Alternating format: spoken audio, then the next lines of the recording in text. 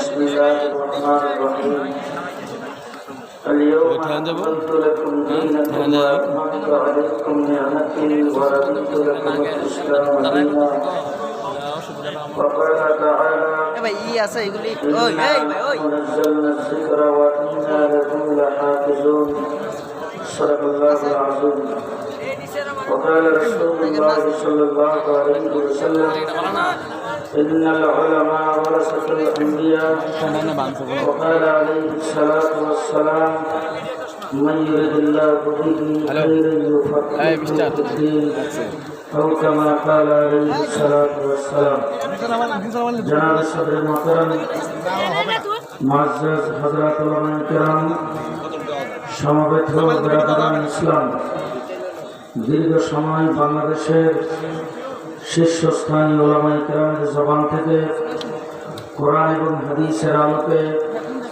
বর্তমান সময় উপযোগী ভবিষ্যৎ জিন্দেগির দিক নির্দেশনামূলক আলোচনা আপনারা শুনেছেন। বিশেষ করে আজকের এই অনুষ্ঠানের সম্মানিত প্রধান অতিথি বাংলাদেশের ওলামায়ে কেরামের সেরেতাজ, সর্বস্তরের মুসলিম জনতার রাহবার, হেফাজত ইসলাম বাংলাদেশের আমির, দক্ষিণ পূর্ব এশিয়ার শ্রেষ্ঠ মুহাদ্দিস হযরতুল আল্লাম জুনায়েদ বাবনগরী বারাকাল্লাহু ফি হায়াতি, ওনার জবান থেকে আপনারা আলোচনা শ্রবণ করেছেন। মাহফিল যতক্ষণ চলে এরপর এক ওলামায়ে কেরাম আপনাদের সামনে আসবে, দিক নির্দেশনামূলক আলোচনা করবেন। মাহফিল কর্তৃপক্ষ আমাকে দাওয়াত করেছেন, আমি আজকের এই মাহফিলে অংশগ্রহণ করাটাকে নিজের জীবনের জন্য সৌভাগ্য মনে করেছি। এই জন্য আপনাদের সামনে আপনাদের সঙ্গে একাত্মতা ঘোষণা করার জন্য এখানে আগমন করেছি। বর্তমান বাংলাদেশে বিভিন্ন কিছু সিজনের মধ্যে ওয়াজ মাহফিলের সিজনও চলছে।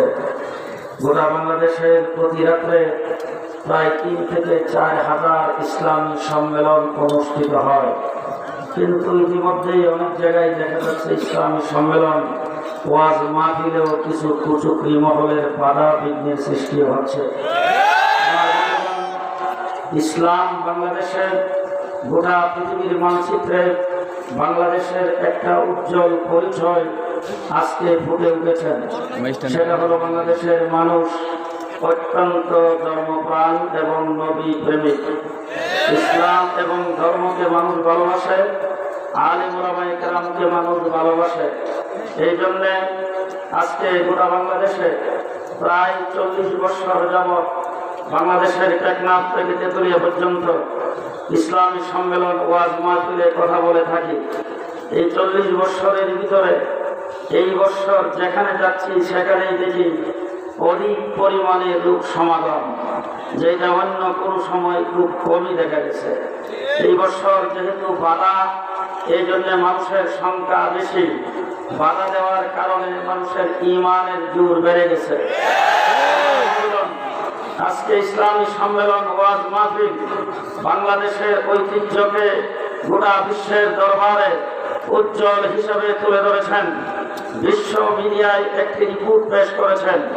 সেই রিপোর্ট হলো ফ্রান্সে আমার নবী মুহাম্মদুর রাসূলুল্লাহ সাল্লাল্লাহু আলাইহি ওয়াসাল্লামের ব্যঙ্গচিত্র বের করার পরে, আমার নবীর ইজ্জতের উপর আক্রমণের পরে গোটা পৃথিবীর 170 কোটি মুসলমানের অন্তরে ধাও ধাও করে যখন আগুন জ্বলছিল, মানুষগুলি যখন রাস্তায় নেমে আসছিল, স্লোগান দিতে শুরু করেছিল, বিশ্ব মিডিয়ায় প্রমাণ করেছে পৃথিবীর মানচিত্রে সবচাইতে বেশি মিছিল ফ্রান্সের বিরুদ্ধে বা ফ্রান্সের প্রতিবাদে যেই দেশে হয়েছে, সেই দেশটার নাম হলো আমার সোনার বাংলাদেশ।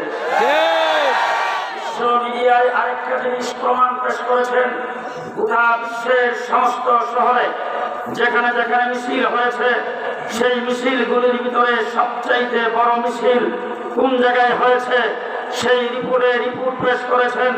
বিশ্বের মানচিত্রে সবচাইতে বড় মিছিল হয়েছে বাংলাদেশের রাজধানী ঢাকা শহরে। বাংলাদেশের মানুষ ধর্মপ্রাণ, বাংলাদেশের মানুষ ইসলাম প্রিয়, বাংলাদেশের মানুষ আলেম ওলামায়ে কেরামকে ভালোবাসে, বাংলাদেশের মানুষ নবী প্রেমিক, বাংলাদেশের মানুষ কুরআন প্রেমিক, যার ফলে এই দেশের মানুষ আলেম ওলামায়ে কেরামের বিরুদ্ধে কেউ কথা বলবে সেটা যেমন সহ্য করে না, আল্লাহ রাসূলের বিরুদ্ধে কথা বললে সেটাও সহ্য করে না।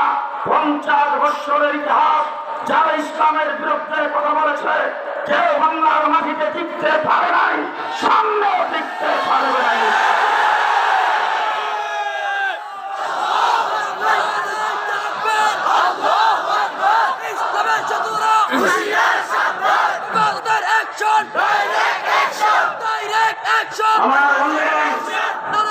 আমার নবী মুহাম্মদ রাসূলুল্লাহ সাল্লাল্লাহু আলাইহি ওয়াসাল্লাম সর্বশ্রেষ্ঠ এবং সর্বশেষ নবী। কিয়ামত পর্যন্ত নতুন কোন নবী আর পৃথিবীতে আসবে না। আমার নবীর আগে একজন নবী পৃথিবীতে আগমন করেছিলেন, তার নাম হযরত ঈসা আলাইহিস সালাম। ঈসা আলাইহিস সালামকে আল্লাহ পাক আসমানে উঠিয়ে নিয়েছেন। ঈসা আলাইহিস সালামকে আল্লাহ পাক আসমানি 4টা কিতাবের একটি কিতাব ইনজিল শরীফ দিয়েছিলেন। ঈসা আলাইহিস সালামকে আল্লাহ পাক শরীয়ত দিয়েছিলেন, হিকমত দিয়েছিলেন, নবুয়ত দিয়েছিলেন, তরিকা দিয়েছিলেন। ঈসা আলাইহিস সালামকে আল্লাহ পাক আসমানে উঠিয়ে নেওয়ার 500 বছর পরে আমার নবী পৃথিবীতে আগমন করেছেন। ঈসা আলাইহিস সালাম আর আমাদের নবীর মধ্যে ব্যবধান 500 বছর। কয়টা বছর? 500 বছর। মাত্র 500 বছর পরে আমার নবী পৃথিবীতে যখন আগমন করেছেন, রাসূল এসে দেখলেন আল্লাহ পাক যেই কিতাব ইনজিল কিতাব ঈসা আলাইহিস সালামকে দিয়েছিলেন, সেই ইনজিল কিতাবের 500 বছরের ব্যবধানে তার বংশ তার উম্মতেরা রাখে নাই। ইনজিল পরিবর্তন হয়ে গেছে, নিজের মন গড়া বাইবেল তৈরি করেছেন। ঈসা আলাইহিস সালামের শরীয়তের কোনো রূপ দেখা নাই, ঈসা আলাইহিস সালামের তরিকা নাই, এবং ঈসা আলাইহিস সালামের উম্মতের 500 বছরের ব্যবধানে তাদের নৈতিক চরিত্র এমনভাবে ধ্বংস হয়েছে, মেয়ে সন্তান জন্মগ্রহণ করলে জিন্দা কবর দেয়। আমার নবী এসে দেখলেন সূর্যের পূজা করে, চন্দ্রের পূজা করে, বাইতুল্লাহ শরীফে 360 ফুট স্থাপন করেছেন, বাইতুল্লাহ শরীফের ভিতরে পর্যন্ত মূর্তি লাগাইছেন।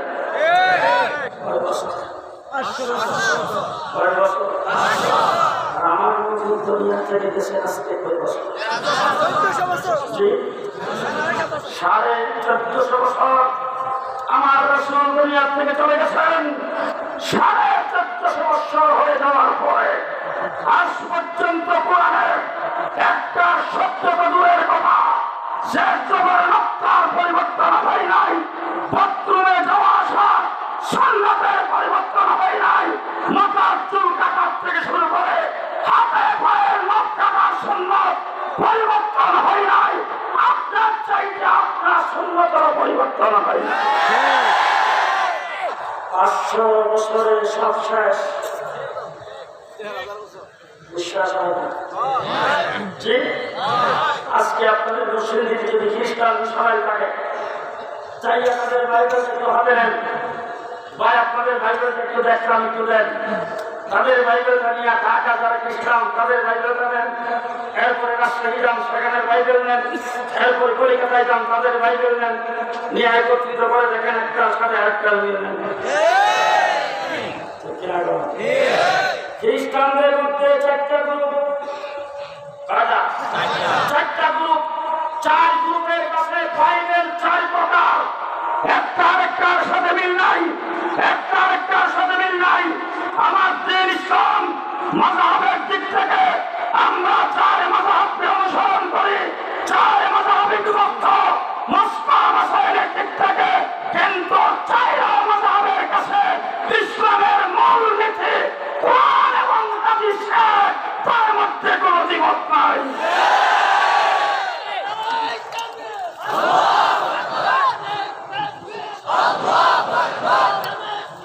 আমার বন্ধুগণ, গোটা পৃথিবীর খ্রিস্টানদেরকে চ্যালেঞ্জ করে বলতে চাই, ঈসা আলাইহিস সালামের কাছে যে ইনজিল নাযিল হয়েছিল, বাবার বেলা হইলে তার একটা কপি দেখাও। পারবে পারবে গোটা পৃথিবীর মানচিত্রে আমরা হইলাম 170 কোটি, খ্রিস্টান হলো 230 কোটি, তাদের মধ্যে একজন বাইবেলের হাফেজ দেখাও। জি কোরআনের হাফেজ গুলো 20-25 জন সঠিক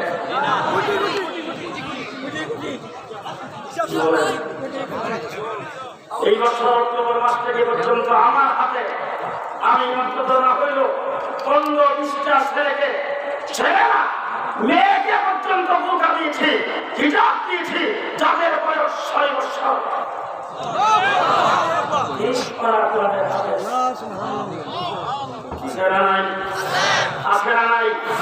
তাইলে 500 বছরে সব শেষ হয়ে গেল, আজকে তাদের ভাইদের খুঁজে পাওয়া যাবে না। ঈসা আলাইহিস সালামের নীতি আদর্শ তাদের কাছে নাই, 1400 বছর হয়ে গেছে, আল্লাহর নবীর দ্বীনে সামান্য পরিবর্তন হয় নাই, কিয়ামত পর্যন্ত হবে না। মিস্টার বিল ক্লিনটন সাহেব বাদশাহ ফাহাদের সঙ্গে বৈঠক করেছেন। বৈঠকের এক পর্যায়ে কথাবার্তার মধ্যে বলতেছেন, বাদশাহ আপনার সঙ্গে আমাদের কত লেনদেন, কত চুক্তিপত্র, কত মামলা, আপনার সাথে একসাথে বৈঠক করি, আপনাদের শাস্ত্রের সাথে দ্বিপাক্ষিক কত চুক্তি আমাদের হয়, কত বৈঠক হয়, আমরা একসাথে কত চলাফেরা করি, জাতিসংঘের মিটিং করি, দ্বিপাক্ষিক মিটিং করি, একসাথে বসে নাস্তা খাই, খানা খাই, চা পত্র করি, আপনাদের সাথে আমাদের কত মিল। কিন্তু একটা জায়গায় এসে অন্তর্দ্বন্দ্ব থেকেই গেল, সেইটা দূর করা গেল না। বাদশা পাপ করেন কোনটা? বলে আপনাদের ধর্মগ্রন্থ আল কুরআনে ইহুদি, খ্রিস্টান, অন্যান্য ধর্ম সম্পর্কে যেই ধরনের কথাবার্তাগুলি, সেই কথাবার্তাগুলিকে একটু যদি আপনার পরিবর্তন করে বাদ দিয়ে কোরআনটাকে যদি বর্তমান যুগ উপযোগী করে সাজাই নিতেন, তাই আপনাদের সঙ্গে আমাদের আর কোনো অন্তর্দ্বন্দ্ব থাকতো না। বাদশা ফাহাদ বলেছেন, তোমাদের ভাই বোনকে তোমরা নিজেদের মন গড়া করে প্রতি বৎসরে বৎসরে পরিবর্তন করে আব্বা, এই জন্য কোরআন পরিবর্তনের কথা বলতেছ। জেনে রাখো, কোরআনের কোন শব্দ নয়, কোন শব্দের অর্থের পরিবর্তন পৃথিবীর কোথাও হবে, সারা পৃথিবীতে আগুন জ্বলে যাবে।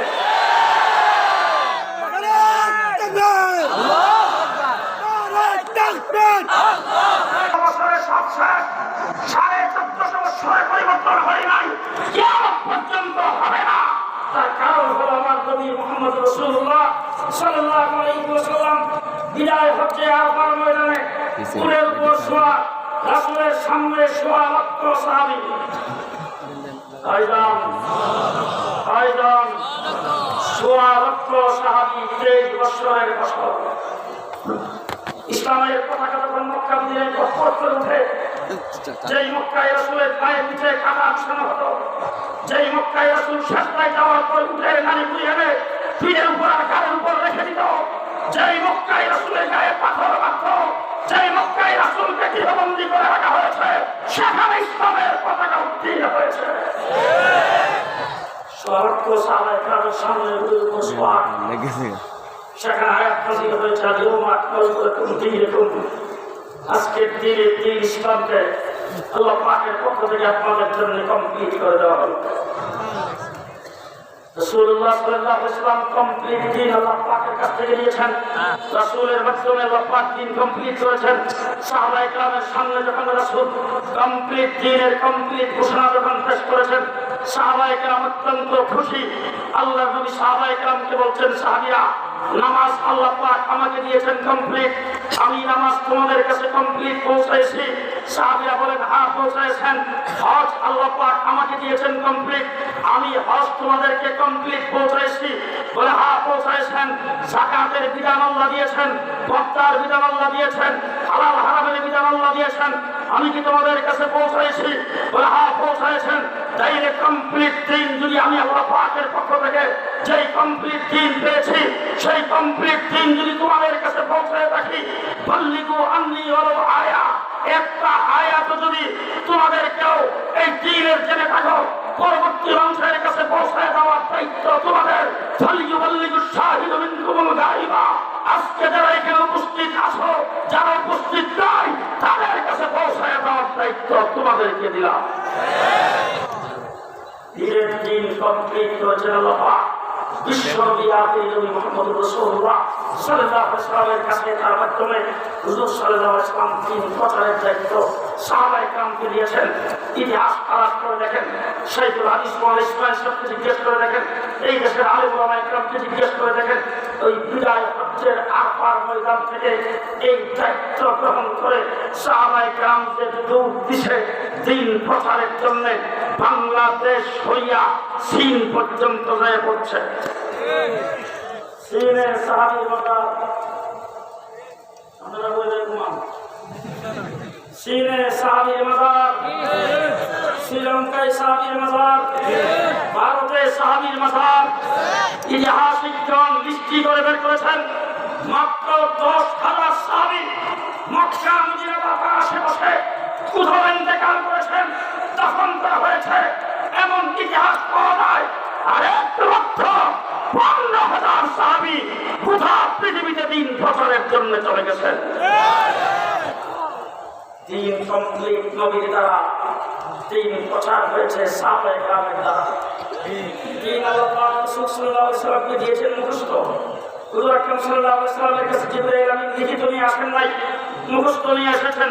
আমার রাসূল সাল্লাল্লাহু আলাইহি ওয়াসাল্লামের কাছে জিবরাইল আমিন এসে কোরআন নাযিল করেছেন মুখস্থ, রাসূল রেখেছেন মুখস্থ।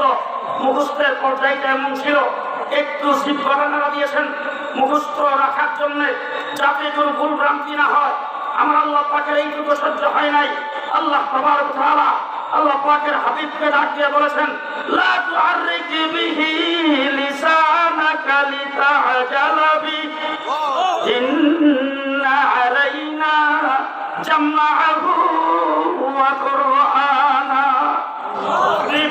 আপনি মুখস্থ রাখার জন্য জিহ্বাটা নাড়া দিয়েছেন, আপনার জিহ্বা নাড়তে হবে না, চেষ্টা করতে হবে না। আমি আল্লাহ পাক দিন ইসলাম কোরআন আপনার কাছে নাযিল করছি, আপনার সিনার মধ্যে 30 পারা কোরআন জমা করার দায়িত্ব আমি আল্লাহ গ্রহণ করলাম। হুজুর আকরাম সাল্লাল্লাহু আলাইহি ওয়াসাল্লাম দিন পাইছেন মুখস্থ, সাহাবায়ে কেরামকে দিয়েছেন মুখস্থ, সাহাবায়ে কেরাম প্রচার শুরু করছেন মুখস্থ। আল্লাহ রাব্বুল আলামিন দেখলেন দিন লিখিত হওয়া দরকার। কোরআন এবং হাদিসের মধ্যে মশলা মাসাইল লুকায়িত আছে, সেইগুলি বের করে দিন লিখিত হওয়া দরকার। আল্লাহ তাবারক ওয়া তাআলা ইমামে আযম আবু হানিফা রাহমাতুল্লাহি আলাইহিকে কুফায় জন্ম দিয়ে দিন ইসলামকে করেছেন লিখিত। ভালো করে শুনবেন, 1 নম্বর দিন কমপ্লিট নবীর দ্বারা, মনে থাকবে তো? আমার দিকে খেয়াল আছে না? পাশে দিকে আমার দিকে খেয়াল আছে তো? দিন কমপ্লিট করেছেন রাহমাতুল লিল আলামিন খাতামুন নবিয়্যিন মুহাম্মদুর রাসূলুল্লাহ সাল্লাল্লাহু আলাইহি ওয়াসাল্লামের দ্বারা। দিন প্রচার হয়েছে সাহাবীর দ্বারা। দিন যখন লিখিত হওয়ার প্রয়োজন হয়েছে, আল্লাহ পাক দিন ইসলামকে লিখিত করেছেন আইম্মাই মুজতাহিদিন, তার মধ্যে 1 নম্বর ইমামে আযম আবু হানিফা রাহমাতুল্লাহি আলাইহি দ্বারা। ইমামে আযম আবু হানিফা রাহমাতুল্লাহি আলাইহি দিন লিখিত করেছেন। এই উম্মতের জন্য 13 লক্ষ মাসালা তিনি লিপিবদ্ধ করেছেন। দিন ইসলাম হযরত ইমামে আযম আবু হানিফা ওই ব্যক্তি যিনি প্রথম ব্যক্তি এই দ্বীনের বিভিন্ন মসলা মাসাইল বের করে কিয়ামত পর্যন্ত মানুষের জন্য লিপিবদ্ধ করেছেন।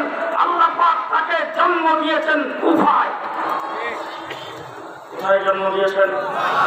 কোথায়? কুফায়। এবার আসুন শাইখুল হাদিস এখানে বসা। আল্লাহ পাকের রাসূল হাদিসে মুবারকে বলেছেন, আনা মাদিনাতুল ইলমি আতিউহা, আমি হইলাম ইলমের শহর, আমি হইল ইলমের দরজা। কথা বুঝতেছেন না? আপনার গায়ে শরীর করে সাথে টিকা বলে বলুন, টিকা কাছেন বুঝছে?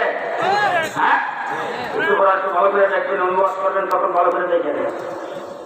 হুজুর বলছেন, আনা মাদিনাতুল ইলমি আতিউহা, আমি হইলাম ইলমের শহর, হযরত আলী হইল ইলমের দরজা। এবার আমি জিজ্ঞেস করতে চাই, একটা ঘর যদি নির্মাণ করেন, দরজার আগে আর কোনো কাজ নাই তো? কি কাজ? দরজার আগে ফাউন্ডেশন, ফাউন্ডেশনের পরে দেওয়াল, দেওয়ালের পর ছাদ, ছাদের পরে দরজা।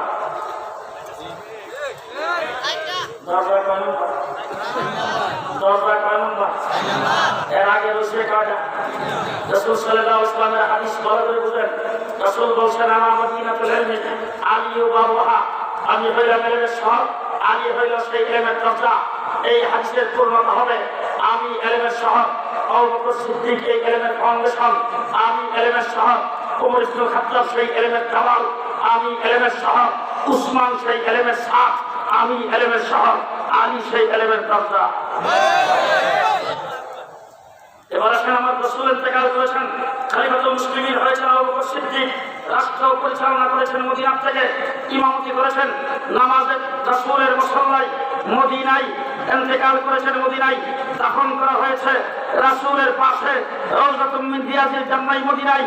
2 নম্বরে দেওয়াল হযরত উমর আবু বকর সিদ্দিক ইন্তেকালের পরে 2 নম্বর হযরত উমর ইবনে খাত্তাব রাদিয়াল্লাহু তাআলা আনহু খলিফাতুল মুসলিমিন হয়েছেন, রাষ্ট্রপ্রধান হয়েছেন, ইমামতি করেছেন মদিনায়, রাষ্ট্র চালাইছেন মদিনায়, শাহাদাত বরণ করেছেন মদিনায়, মারা গেছে।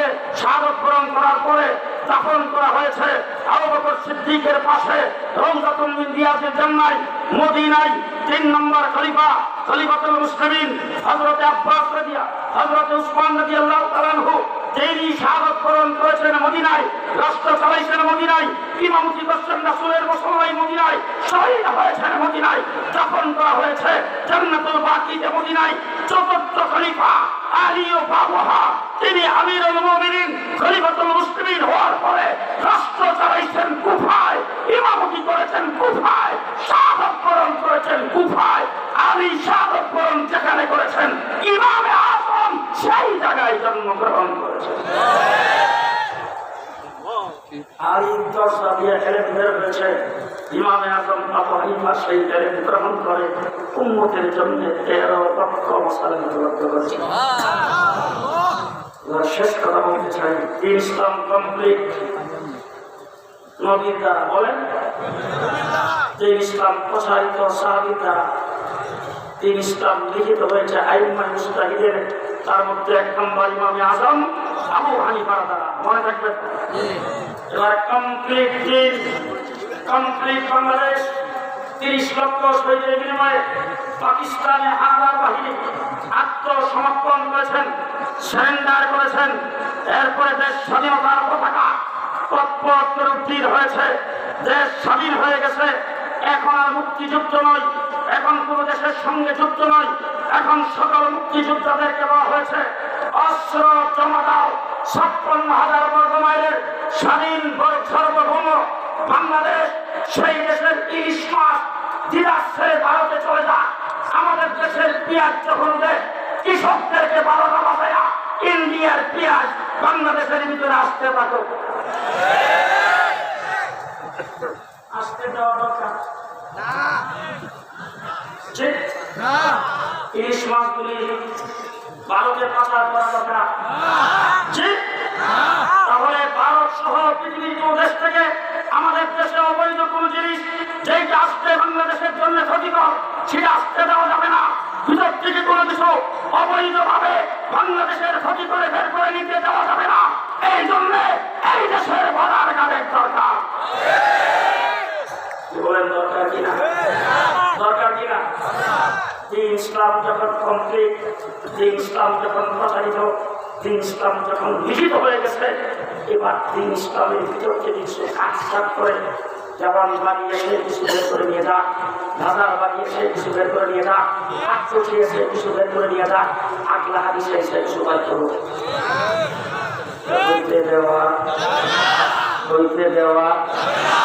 আবার কিছু দিন ইসলামের ভিতরে ঢুকে গেল, ঢুকতে দেওয়া যাবে, যাবে। এই জন্য দিন ইসলামের বর্ডার গার্ডের দরকার। আল্লাহ বর্তমানে আসমানি নিচের জমিনের উপরে দিন ইসলামের বর্ডার গার্ড হিসাবে মনোনীত করেছে। দিন ইসলামের বর্ডার গার্ড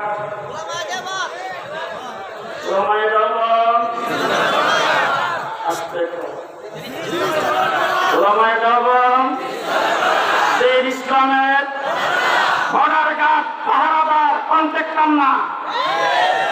আমরা দিন ইসলামের পাহারাদার, কন্ট্রাক্টর না, মনে থাকবে তো।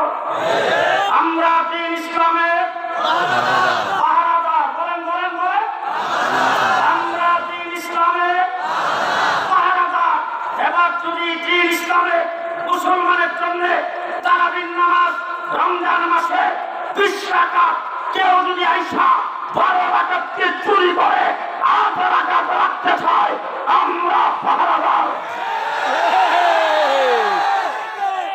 জুমার নামাজের আযান কয়টা? জি, কেউ যদি আইসা একটাকে চুরি করে আরেকটা রাখতে চায়, আমরা পাহারাদার। আল্লাহ রাসূলের মুয়াজ্জিন হযরত বেলাল আযান দিয়েছেন, আল্লাহু আকবার বলে শুরু করেছেন, লা ইলাহা ইল্লাল্লাহ বলে শেষ করেছেন। এখন যদি কেউ আইসা আযানের আগে পরে নতুন করে সালাতু সালাম ঢুকাইতে চায়, আমরা পাহারাদার। কোন এক ব্যক্তি একজন আরেকজনের সঙ্গে ঝগড়া লাগছে, রাগ করছে, রাগ করে বাড়ি মারছে 3টা। কয়টা? 3টা বাড়ি দিছে। থানায় যায় যখন কেস করে সেখানে লেখে 5টা। 5টা খুশি সাবুক দেখো, 3টা দেখাইলেন আর বাকি কই সারিমুন টাকা মারছে দেখাইবার মতো। তাইলে তুমি কোথাও ঝগড়া লেগে যদি মাই খাও, 3টা বাড়ি খাওয়ার পরে কেসের মধ্যে নেয় 5টা তালাকের ফতোয়ার ব্যাপারে একসাথে রাগ করে কেউ তালাক দিলে, তুমি 3 তালাককে 1 তালাক পরে 2 রাকাতকে 2 তালাককে চুরি করে যারা মুসলমানের ঘরে যারা সন্তান সৃষ্টি করতে চায়, আমরা তাদের পাহারাদার। আমরা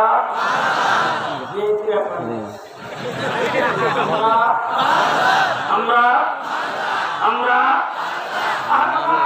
আসেন পাকিস্তান আমলে আইয়ুব খানের ফ্যামিলি প্ল্যানিং আইন করে এই দেশে আল্লাহ প্রদত্ত আল্লাহর আইনের বিরোধিতা করেছেন, পাহারাদারি করেছেন। শামসুল হক ফরিদপুরি রহমতুল্লাহি আলাইহি আসছেন এই দেশে, দাউদ হায়দার ইসলামের বিরুদ্ধে কথা বলেছেন, পাহারাদারি করেছে। হাফিজ হুজুর রহমতুল্লাহি আলাইহি বাংলাদেশে হাইকোর্ট থেকে ফতোয়ার বিরুদ্ধে 2 জন বিচারপতি রায় দিয়েছেন, পাহারাদারি করেছেন। মুফতি ফজলুল হক আমিনী রহমতুল্লাহি আলাইহি শিক্ষার্থী আন্দোলনে এই দেশের মানুষকে গুমরাহ বানাইতে চেয়েছে, পাহারাদারি করেছেন। শাইখুল হাদিস আল্লামা আজিজুল হক রহমতুল্লাহি আলাইহি পশ্চিমা নাসরিন কোরআনের বিরুদ্ধে কথা বলেছেন, পাহারাদারি করেছে। উবাইদুল হক রহমতুল্লাহি আলাইহি শাহবাগে নাস্তিক মুক্তাদেরা আস্তাবাগে নবীর বিরুদ্ধে কটূক্তি করেছেন। আল্লামা আহমদ শফী শাপলা চত্বরকে রক্তে রঞ্জিত করে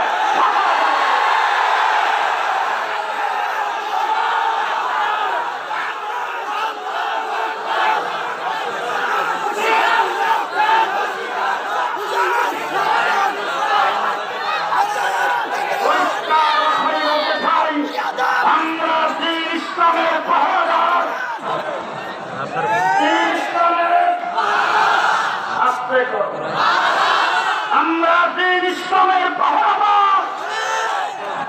আমরা আমাদের পাহারাদারি জীবন দিয়ে হলেও করবো, কারো সামনে মাথা নত করবো না। কথা বলেন ঠিক না ঠিক? ঠিক না ঠিক? লতিফ সিদ্দিকী হজের বিরুদ্ধে তাবলীগের বিরুদ্ধে কথা বলেছে, পাহারাদারি আমরা করেছি। হাইকোর্ট থেকে রাষ্ট্রধর্ম ইসলাম বাতিল করতে চেয়েছে, নবীর বিরুদ্ধে যারা কথা বলবে আমরা বলবো তাকে দেশে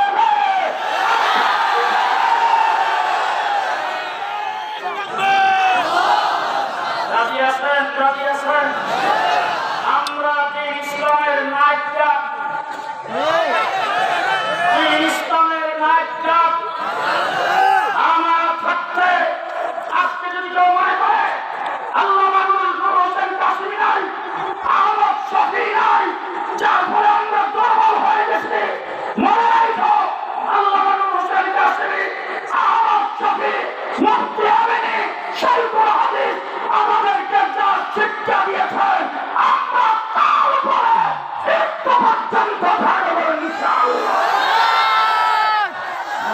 যা শিক্ষা দিয়েছেন তাই আমরা বলতে সুস্থ, এর বাইরে কিছু জানি না। তাবলীগ জমাতে যদি 1 সপ্তাহ 15 দিন এক্সিলা লাগে আসে, এর যদি আপনার আমাদের করে কোথাও খারাপ করে এলান করার জন্য কাকরাইলের মৌলানা সুভাষ সাহেবরা খারাপ করছে, আসরের পরে এলান করতে সুভাষ সাহেব সালাম দিয়ে এবার পরে খারাপ কয়, ভাই আল্লাহর হুকুম মানা, রাসূলের তরিকা মতো চলা, দুনিয়া হয়ে শান্তি। এক্সিলা 7 দিন লাগাইছে, হেরেও যদি আসরের পরে এলান করতে দেন, হেরেও তো আল্লাহর হুকুম মানা, রাসূলের তরিকা মতো চলা, দুনিয়া হয়ে শান্তি। সুভাষ সাহেবের যে শব্দ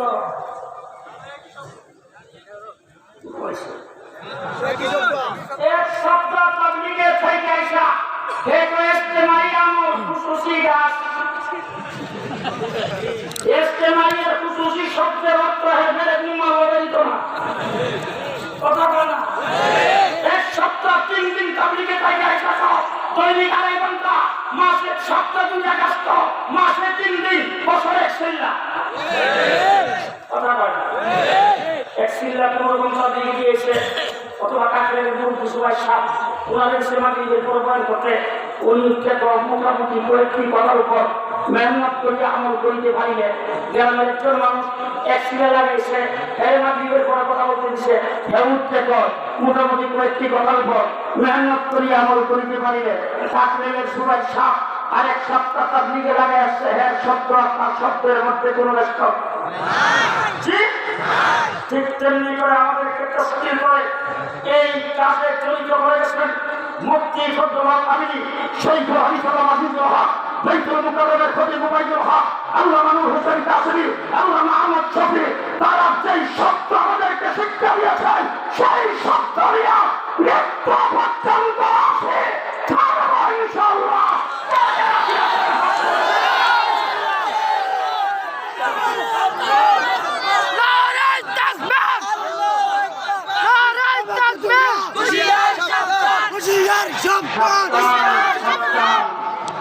আমাদের হাতে দিবা, আমাদেরকে পাকিস্তান আমার তার দিবা, আমাদের খেলা হবে, আমরা তোমাদেরকে খেলার সামনে করি না। এই জন্য আপনার শরীয়তপুর ইউসুফ আমরা মাঝে নামি না, এটা খেলা তো সাংগীতিক হতো, আমরা তোমাদেরকে সম্মান করি না, চুপচাপ বসে রয়েছি। এই জন্য এখন ফরিদপুরের নোয়াখালী লাগো, একজনের গালে আরেকজন জুতা মারো, আমরা দর্শক হিসাবে দেখতে চাই। যারা খেলো আমরা দেখবো, উস্তাদের মা শেষ কাজ খবর আছে, খবর আছে, মৌলবীর সাথে লাগলে খবর আছে। প্রথম করি অবশ্যই মুকরি। আসসালামু আলাইকুম ওয়া রাহমাতুল্লাহ।